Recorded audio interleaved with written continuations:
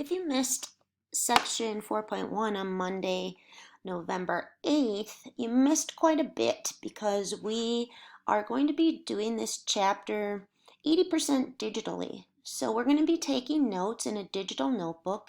If you prefer to do them by hand, you can have that option. I'll have some copies available. But we're going to go in, as we will every day, to our Congruent Triangles chapter 4. And we're going to go open and keep open for the whole chapter. You should try to just keep these tabs open. Our digital notes, which will be worth 10 points. I'll pop up a copy of those for you right here. And you just need to click on that for chapter 4. And it'll open your own copy. And then we're going to go back in, and we should only have to do this once if you just leave the tabs open. Okay. And then our vocabulary, so go ahead and click on that. It'll open your own copy. I already have one. Type in your own name. Then we also opened our proofs and guidelines. Again, it'll pop up your own copy. You might want to put your name on the top of it. I'm going to go open mine while you click on that, so I have my own copy open here. Hop on my docs. So right now, you should have 3 new tabs: the digital notebook, a vocabulary sheet, and this proof reasons and guidelines, we're going to call it. So, and you might want to put your name again at the top of that one. Go back. All right. So we currently have 3 digital things open that are all our own. We have our notebook. We have our vocabulary, and we have our proof, reasons, and guidelines. We're not going to open that note card for quite a while, but you'll notice on our first slide today, the things that we need, this S tabs means student tabs. We need our digital notebook, which we open, and Delta Math. So I also want you to open up to Delta Math, and there's a 4.1 skill check in there. It also says Voc for vocabulary and PR for proofs and reasons. Pretty much every day these will all be open, sometimes not Delta Math. All right, so first of all, we have on today's slide a test 3 discussion. So we need to, if we want to, for a test retake for chapter 3, you need to get all your missing work in to me before requesting that retake. You can do that through an email. Just email me, I want to do a retake, and I'll send you a list of what you need to do. Or you can just check campus. Also, you need to come in before or after school or during ELK times that are designated for it, which you'll see in today's announcements. Thursday ELK time is dedicated for it, to come in and make your corrections on your first test. And then you need to select a date prior to Thanksgiving vacation to retake your test. So it needs to be done by Wednesday, the 24th of November. So keep that in mind. All right, we're going to start our digital notebook. You should have your tab open. So I'm going to go to my, did I not open my tab? I didn't. So let me hop on and go open mine. You should have yours open though. Taking a little longer on this first day just to get the system down, but I think in the end we'll like it, especially when we get into some proofs. We'll be able to just do some copy pasting, that kind of thing. So let's open up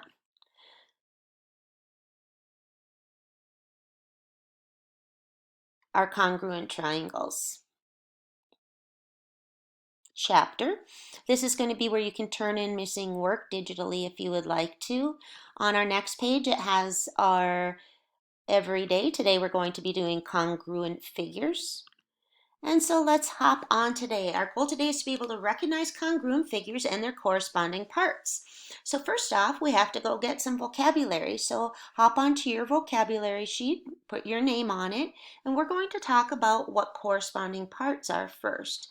Corresponding parts are sides or angles that are in the same spot if we were to place one shape on top of the other.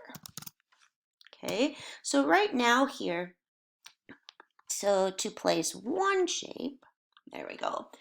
And again, you can pause to catch up at any time. Sides and angles that are in the same spot, if we were to place one on top of the other. So if we were to turn this, W would have to land on L, right? And then X would land on D. And when they're not lined up, sometimes that's kind of hard to see.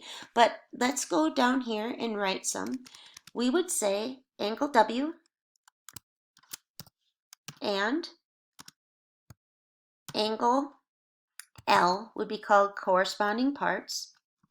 We could have other angles that match up as well, but I'm just putting some sides and some angles. So which side would correspond to side WZ? WZ, and let's put the word side in front of it so I don't have to, and side.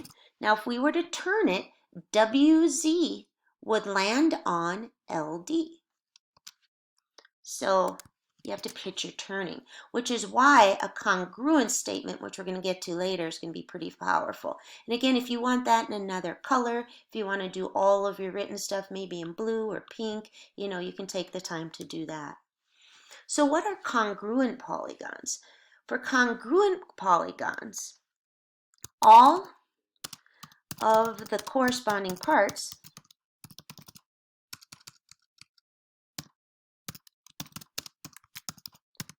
in that case, angles, like over here, angle W and angle L, angle Z and angle D,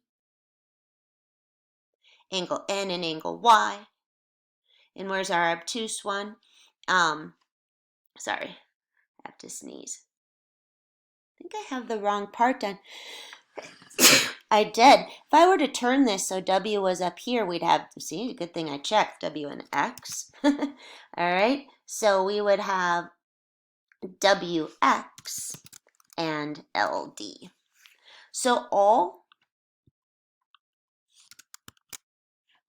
of the corresponding parts, angles and sides, are congruent. And that's for our congruent polygons. So you can even just hit Command C for copy, like that.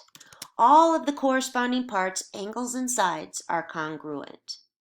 Okay, so for these to be congruent polygons, all four of the angles that match up, L and W, D and X, they would all have to be exactly the same measure, and all of the sides would have to be exactly the same length. So let's go back to our notes and hop on.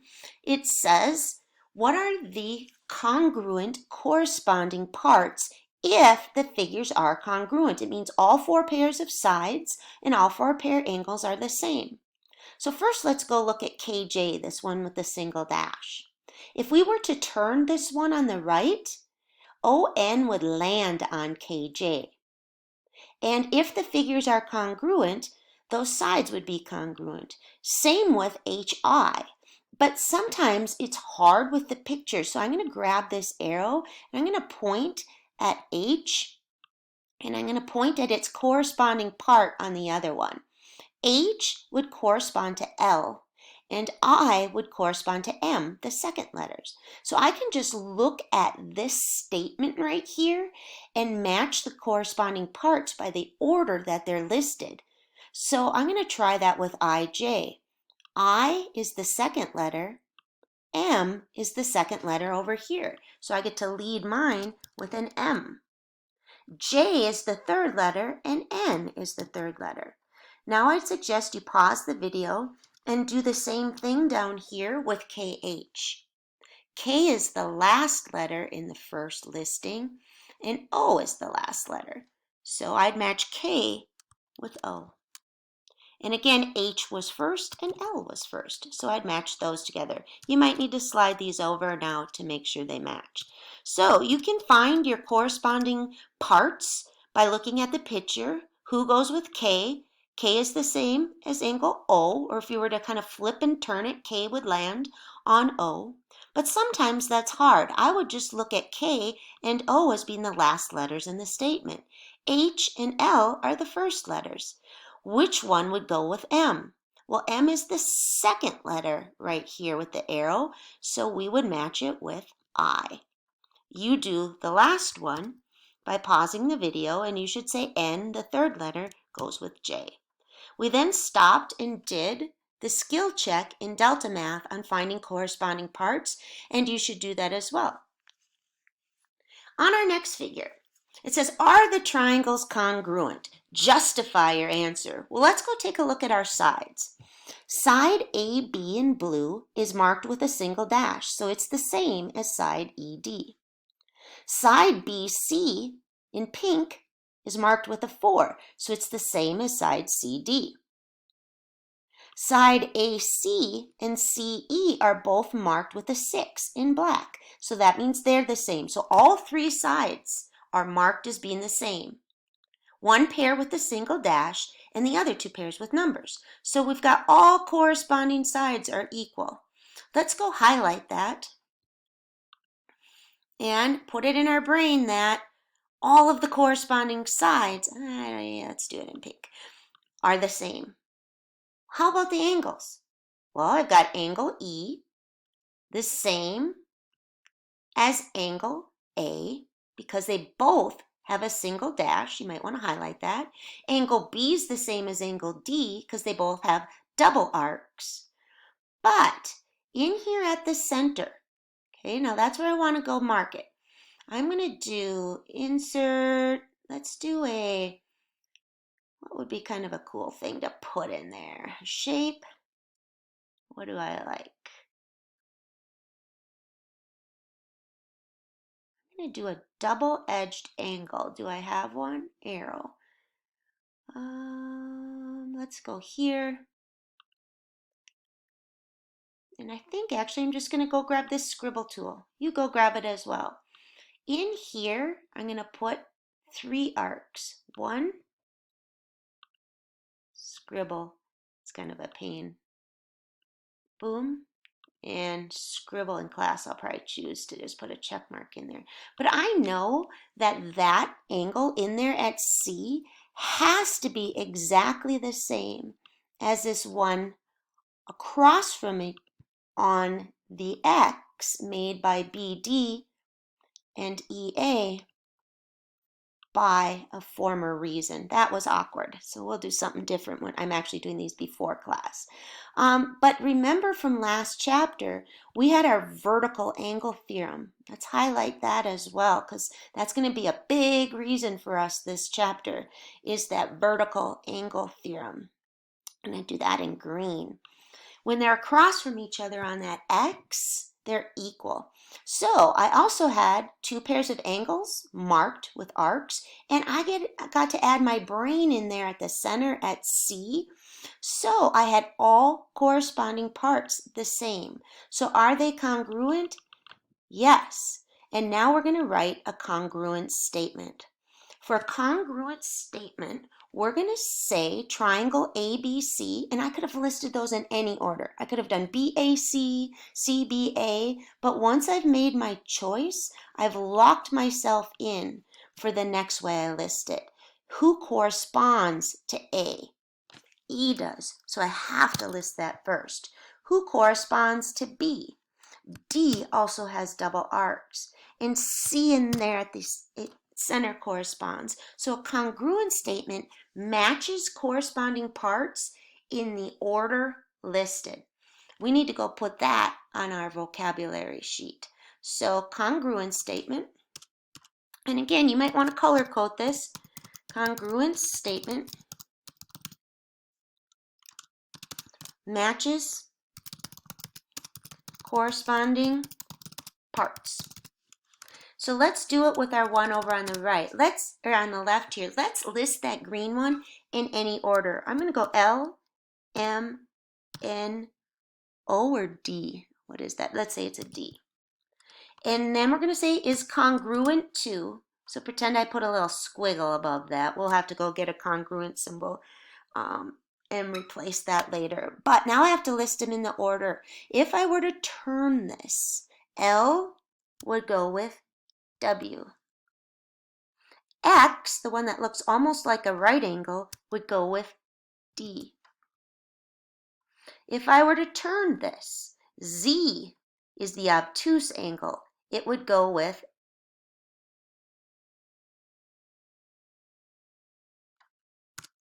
M, right? Z is the obtuse, it would go with M. N right here would go with, so watch the order we're going. We're going L, M to the obtuse, N. So we would go W, Z to the obtuse, Y. We'd walk in order. And then lastly, down at X, which looks like a right angle, and so does angle D. So angle L goes with angle W. Side ND goes with side YX. And if they're congruent, all those parts have to be congruent. All right, let's go back to our notes. And let's move on to our next page. So now it says, are these two triangles congruent? Justify your answer. First of all, I'm going to look at the marked parts. Unfortunately, they only gave me one pair of sides the same. I need all three of the sides the same. So I'm going to ask myself, do I have any sides that are shared? And I'm going to say yes, and we're going to have a name for that in a little bit, but DB is on both of them. I think we might want to take a line and go right down DB like this so we can see that it's definitely going to be the same on both. And maybe you want to change its color to something that stands out to you. But DB is on both. So I now have two pairs of matching sides on the triangle. Is there anything that gives me the bottoms the same? It looks like from A to B and B to C are the same, but there's nothing that's given on there for me to know that. All right, so are all corresponding sides the same? No. I can immediately go answer my question. All corresponding parts have to be the same, and I didn't have all the sides the same. But let's talk about the angles. Let's add our brain for that. Do we have any vertical across from each other on an X? No. Did they tell me something got bisected? So maybe if they told me DB bisected or cut angle D up there in half, I'd be able to steal some angles, but there's absolutely nothing marked and nothing given. So our answer is no, and we're ready to move on to our next page. Okay, so now we're on a new theorem before we start some proofs. All right, we love proofs, right? We've got the vertical angle theorem. We've got like alternate interior. We've got some stuff in our toolbox already. We're going to be adding a couple new ones this chapter, and one is called the third angle theorem. And it says that if two angles are the same in a triangle, the third pair has to be the same, which makes sense because they have to add up to 180. So if two of them are the same, it only leaves one number left for the third. So by the third angle theorem, we could say angle C, the one not marked, is the same as angle F. We're going to go practice supplying some reasons to this page right here. Why is angle L the same as angle Q? Well, they both have the same an arc in them. So we would say that's given to us, or it's marked with the single arc. We click on this T to get a text box. Why is angle LMN, NM, LNM? Ooh, that's not marked in there. The same as Q and P. But do you see this X? Look at my cursor. And do you see them across from each other? Those are vertical angles. And our old reason for that is the vertical angle theorem. Why is angle M the same as angle P? That's our new reason. We've got L the same as Q, and in at N they're the same. So the third angles have to be the same by the third angle theorem. Now, why are all those corresponding sides the same? LM on the top and QP on the bottom. LN on the left and NQ on the right. Well, those are all marked or given. Why are the two figures the same? Because all corresponding sides and angles are congruent. Now, our next sections you're going to like, because we're going to have some shortcuts where we don't have to get all the parts congruent. But on this one we did. So before we do our last example, we're going to go open or access our proof and reasons sheet. Okay, so it's right here. Vertical angle theorem. You can add whatever you want to this, but this is when those angles are across each other on that X. Maybe you want to go insert image, search the web. Okay, learning a little bit new here for VAT. Let's see if anything pops up. Let's do vertical angles. Let's do vertical angles in a triangle. Oh, there we go. Perfect. Search the web for those, and let's find a pair of triangles where we have a pair of vertical angles. I'm sure we should be able to find some somewhere down here. In there, I don't like that one. Boy, there's lots of garbage on here too, huh? That's the problem with searching the internet. I like this one. Okay, and again, you can just click and insert, or you can write yourself a note that they're across from each other on an X. Right? Or draw a picture. You know, you can put whatever you want. It's to help you. But we added the third angle theorem. So let's go put that on here. Okay? If two angles of one triangle are congruent to two in another, or in the other, we get the third angles for free, or the third angles are congruent. All right, so we'll just add those two on. You probably already knew the vertical, and maybe you didn't need to put anything on there because we've been using that one a lot, but that's up to you. So let's go hop on and do a proof. Are you ready? What was I given? Because that always has to go in my first statement, but I already pasted that in there for you. All right, so they gave me, I'm going to slide this arrow off of here. They gave me angle A the same as angle D, and it's marked. They gave me 3 pairs of sides, which is great. So of the 6 parts, 3 sides and 3 angles, I've got 4 of them, so they're pretty nice. So let's go give our first reason for having those 4 parts. It was given to me. It's also marked on the diagram. Okay, now I need to add the 2 missing parts. There are 2 missing angles. Which pair do I know is the same? I'm spotting that X in there at angle B. Angle A, B, E, right in here, okay, has to be the same as or congruent to, I'm going to put equals, but we'll go get a symbol and replace that later. I just don't have it. It's the same as angle. Now we have to match our parts. A had a single arc. We must put D next. B has to go in the middle with C at the end. How do I know that? By the vertical angle theorem. That one's easy to spot when you see that X. Now I have 2 pairs of angles the same. Now I can use my new reason to say that angle E is congruent to, I'm just going to use the equals, angle C. Why?